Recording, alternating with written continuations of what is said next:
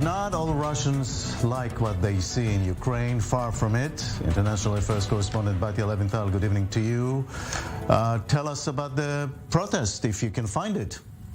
If you can find it. The truth is the same way that in Israel we have what's famously come to be known as the anti and the pro-Netanyahu camps. The same thing happens in Russia, but as you mentioned, it's very difficult to find. And the reason for that is that the Russian authorities are very quick to stifle any critical voices. So a lot of the times when you do have in particular, these rallies that come out in opposition of Vladimir Putin, they get cracked down pretty quickly to the point where the images don't even manage to get out there and onto social media quick enough for people to see. Now, in the last 5 days, as this war has evidently been raging, we've seen around over 5,000 protesters come out in almost 50 cities, and those 5,000 protesters have actually been detained. There's been more that have come out. Those are the amount that have been detained and arrested. 2,000 just yesterday on Sunday. But again, this is according to a specific rights watchdog that is known for reporting on these kinds of numbers, in particular with opposition protests to Vladimir Putin. So the numbers could drastically differ to what we're seeing. We've also seen some celebrities that are not shy about what they think about it. In particular online. I mean, the online campaigns that have started over this have been massive. In fact, one of the most widely spread petitions has almost 1 million signatures on it, and it's got really critical voices that are coming from Russian media, Russian sporting events, anything to do with mainstream, where they have thousands, if not millions of viewers and a place for them to reach.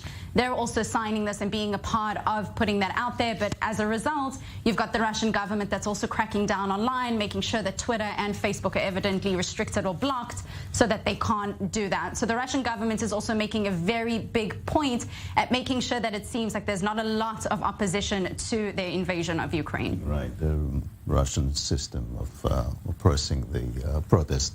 Now, is there anything actual happening except for, you know, a demonstration here or there, any resistance that we can feel is happening?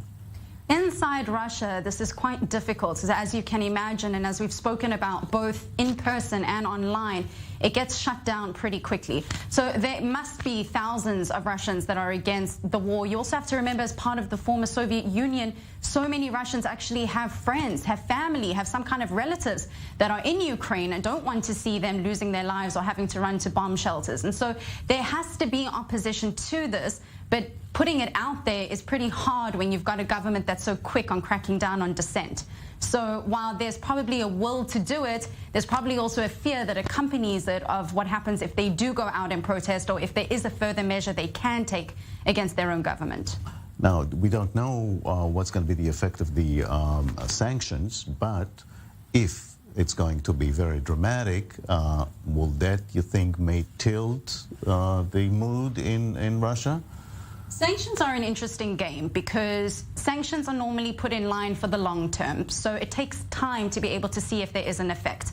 The truth is, for the people in Ukraine on the ground, they don't have that time in order to wait to see if they're effective. But we are starting to see this slowly being effective. The Russian ruble has completely dropped about 30% in the last 24 hours. So we are seeing some of those effects coming in, where banks, you can see, are now starting to raise their forex interest rates. So it is coming into play, but it is also going to take some time. Batya, thank you very much. Thank you. So as you've mentioned, the Russian economy is already hit hard by the new sanctions. The interest rates skyrocketed to 20%. The ruble is crashing, and banks are in big trouble. Vladimir Putin has this to say today. I gathered you to speak on the economic and financial issues that we had been discussing with Prime Minister Mikhail Mishustin, naturally bearing in mind the sanctions that the so-called Western community, as I called it in my speech, the empire of lies is now trying to implement against our country.